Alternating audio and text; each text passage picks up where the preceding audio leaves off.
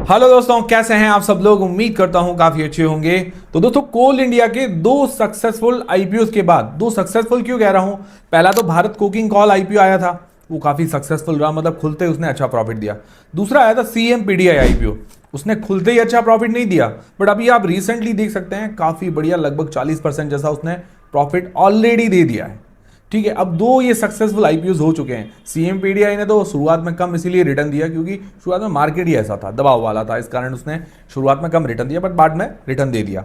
तो दो successful IPO के बाद अब तीसरा आईपीओ आने की तैयारी है। और मैंने आपको शुरुआत के अंदर भी कहा था, आपको याद होगा, करीब करीब एक साल पहले से ही मैं कह रहा हूं कोल इंडिया के 4-5 आईपीओ आने वाले हैं। आप कोल इंडिया का एक शेयर लेकर रख लीजिए, शेयर होल्डर कोटा के लिए वो एलिजिबल हो जाएंगे। एक शेयर लेना है और 4-5 आईपीओ के लिए एलिजिबल हो जाना है। तो कोल इंडिया का शेयर किसी ने एक साल पहले ले रखा है तो वो फायदेमंद है। और भारत कोकिंग कॉल का आईपीओ आया था उससे पहले भी, लगभग जनवरी के आसपास आया होगा। ठीक है, मैं दिसंबर से मैंने आपको कहा था कि आप एक शेयर लेकर रख लीजिए, कभी भी अनाउंसमेंट हो सकती है। दिसंबर नवंबर के आसपास भी मैंने कहा था कि आप लेके रख लीजिए, काफ़ी लोगों ने लेके रखा। ठीक है, तो वो भारत कुकिंग कॉल के शेयर होल्डर कोटा के अंदर एलिजिबल हो गए। फिर दूसरा आईपीओ आया सीएमपीडीआई आईपीओ, उसके अंदर भी एलिजिबल हो गए। तो आप रेगुलर आप कनेक्टेड हैं तो वो लोग फायदे के अंदर है।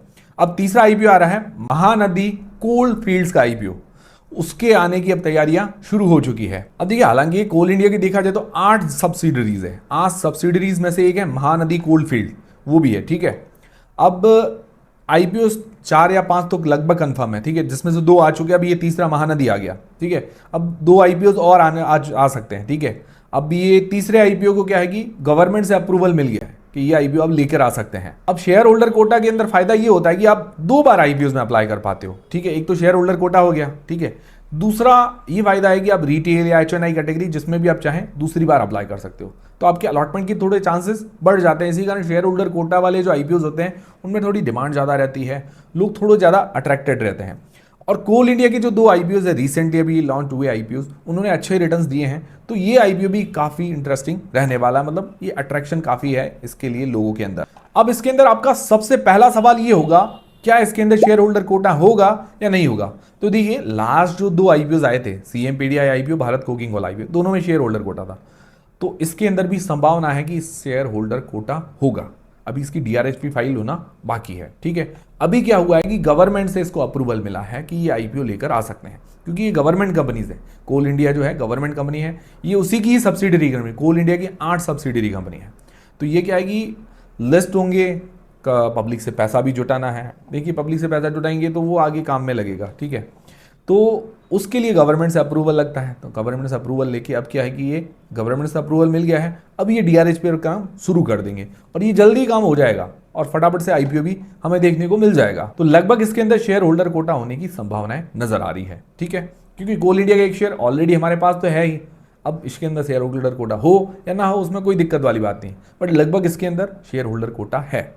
अब इसे आईपीओ की एक एक्सपेक्टेड डिटेल्स वगैरह ले लेते हैं और ये कंपनी क्या काम करती है उसके बारे में भी जानकारी ले लेते हैं। उससे पहले दोस्तों, टेलीग्राम, इंस्टाग्राम, व्हाट्सएप, फेसबुक, सबकी लिंक डिस्क्रिप्शन के अंदर है, ज्वाइन कर लीजिए। टेलीग्राम, व्हाट्सएप चैनल पर आपको हाथों हाथ अपडेट्स और जानकारी मिल जाती है, और लिंक से ही ज्वाइन कीजिए, क्योंकि बहुत सारे हमारे फेक और फ्रॉड चैनल्स हैं, तो आपके साथ कहीं धोखा ना हो जाए, इसीलिए लिंक से ही आपको ज्वाइन करना है। तो देखिए, महानदी कोल फील्ड्स जो है, मतलब 8 जो सब्सिडरी कंपनी है कोल इंडिया की, उन्हीं में से एक है।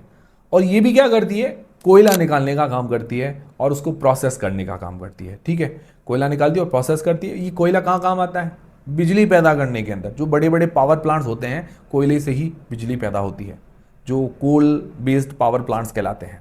ठीक है, हमारे बाड़मेर के अंदर भी है, जेएसडब्ल्यू का पावर प्लांट है, आप सर्च कर सकते हैं, ऑनलाइन आपको मिल जाएगा। तो अब क्या हुआ है कि इसको सरकार से मंजूरी मिली है, महानदी कोल फील्ड्स को सरकार से मंजूरी मिली है आईपीओ लाने की। अब इसके अंदर कितना % स्टेक जो है सेल करेंगे, तो कोल इंडिया जो है लगभग 25% जैसा स्टेक सेल करेगी। जनरली मिनिमम इतना ही सेल करना होता है, वो एक बार में मुझे लगता है कर लेगी।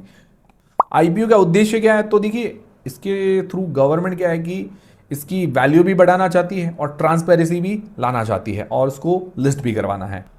और कंपनी की अगर बात करें तो महानदी कोल फील्ड्स जो है ओडिशा बेस्ड कंपनी है। ठीक है, और ये मिनी रत्न कंपनी है इंडिया की, और ये प्रॉफिटेबल है, मतलब प्रॉफिट के अंदर है अभी। ये ओपन कास्ट और अंडरग्राउंड दोनों तरह के, मतलब कोयला होता है अंडरग्राउंड के अंदर भी होता है, दोनों तरह के काम करती है। वहां से दोनों तरफ से कोयला निकालती है और प्रोसेस करती है। और इंडिया के अंदर जो भी कोल बेस्ड पावर जनरेशन होता है, मतलब जो पावर प्लांट्स के अंदर बिजली पैदा होती है, उसके अंदर बहुत बड़ा योगदान है ये महानदी कोल फील्ड्स का, मतलब एमसीएल का। और दूसरी बात ये करें कि वन ऑफ द मतलब मोस्ट प्रॉफिटेबल जो कंपनियां हैं कोल इंडिया की, जो टोटल 8 सब्सिडरी कंपनीज हैं, उनमें से जो टॉप प्रॉफिटेबल कंपनीज हैं उनमें से इसका नंबर आता है। अब इसका एक्सपेक्टेड इश्यू साइज वगैरह कितना हो सकता है, तो देखिए अभी तक डीआरएसपी फाइल नहीं हुई है, तो एक्सपेक्टेड इश्यू साइज वगैरह पता लगाना हम गैस नहीं लगा सकते कि भाई कितना हो सकता है। डीआरएसपी फाइल होगी, उसके अंदर सारी चीज़ें पता चलेगी। बट एक चीज़ है कि इसके अंदर ओएफएस भी होगा और फ्रेश इशू भी हो सकता है। ओएफएस के अंदर 25% जैसे ही कोल इंडिया अपनी हिस्सेदारी सेल करेगा और कुछ पैसा जो है उसका फंड रेजिंग करेंगे और कंपनी की ग्रोथ के अंदर पैसा काम में लगने वाला है। तो ये मिक्सचर हो सकता है, थोड़ा बहुत ओएफएस होगा, थोड़ा फ्रेश इशू होगा। और दूसरी चीज़, इसका इशू साइज थोड़ा सा बड़ा हो सकता है क्योंकि ये सीएमपीडीआई से काफ़ी बड़ी कंपनी है और मोस्ट प्रॉफिटेबल कंपनीज में से एक इसको गिना जाता है, महानदी कोल फील्ड्स को। हो सकता है ये आईपीओ उन जो पिछले आईपीओ है उनसे भी थोड़ा अच्छा परफॉर्मेंस करते हुए हमें देखने को मिले। और देखिए दोस्तों, कोल इंडिया की टोटल 8 सब्सिडीज है, तो अपकमिंग आईपीओ और कौन कौन से हो सकते हैं वो भी मैं आपको थोड़ा बहुत बता देता हूं। तो एक तो है साउथ ईस्टर्न कोल फील्ड्स, इसका भी आईपीओ हमें देखने को मिल सकता है। ठीक है, आपके पास कोल इंडिया का शेयर कब से रख रखा है, ठीक है, काफी टाइम से, मान लो नवंबर दिसंबर या जनवरी से आपने लेके रख लग गया, तो आपके ये शेयर भारत कोकिंग कोल में काम आ गया, सीएमपीडीआई में काम आ गया। अब महानदी कोल फील्ड्स का आईपीओ आएगा, उसके अंदर काम आ जाएगा। फिर साउथ ईस्टर्न कोल फील्ड्स, उसके अंदर काम आ जाएगा अगर आईपीओ आता है तो। लगभग वो भी आना मतलब कंपनी के विचार के अंदर है, वो भी गवर्नमेंट से अप्रूवल हो जाएगा, उसके बाद डीआरएचपी फाइल होगी, एक एक करके आईपीओ आएंगे। फिर एक आईपीओ नॉर्दर्न कोल फील्ड्स, ये भी आईपीओ आने वाला है।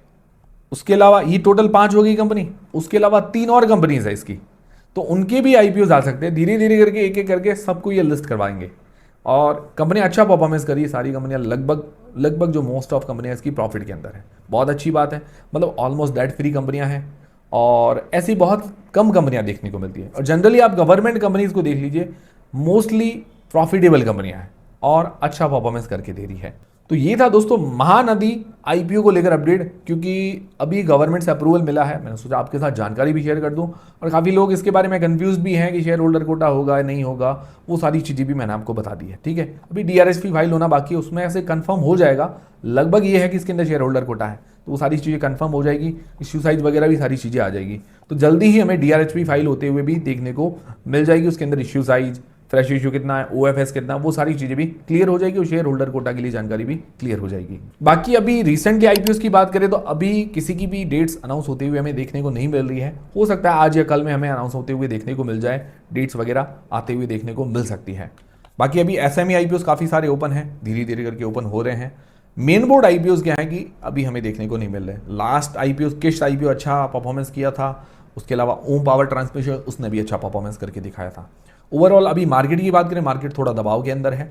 अभी ट्रंप और शी जिनपिंग की मीटिंग हुई, उसमें भी कोई खास आउटकम नहीं आया, मतलब जो ग्लोबल लेवल पर चल रहा है दबाव, ईरान यूएस का वॉर, उसको लेकर भी कोई सॉल्यूशन अभी देखने को नहीं मिला है। क्रूड ऑयल के भाव बढ़ रहे हैं, तो ये सारे दबाव अभी देखने को मिल रहे हैं। और आने वाले सिचुएशन भी थोड़ी पैनिक वाली रह सकती है, तो थोड़ा हमें पैसे बचाकर चलना है, एकदम अंधाधुंध इन्वेस्टमेंट भी नहीं करना है। तो ये चीज़ें दिमाग में रखते हुए कोई भी आगे का आप डिसीजन बनाइएगा। कोई भी शेयर में आईपीओ में बाय सेल का रिकमेंडेशन नहीं है, जो भी डिसीजन बनाए अपनी रिस्क अपना एनालिसिस लगा के बनाए। ये थे दोस्तों सारे आज के अपडेट्स। उम्मीद करता हूँ हमारा वीडियो, हमारी जानकारी आपको पसंद आएगी, हेल्पफुल है तो वीडियो को लाइक जरूर करें, चैनल को सब्सक्राइब कर ले। मिलते हैं दोस्तों अगले वीडियो के अंदर।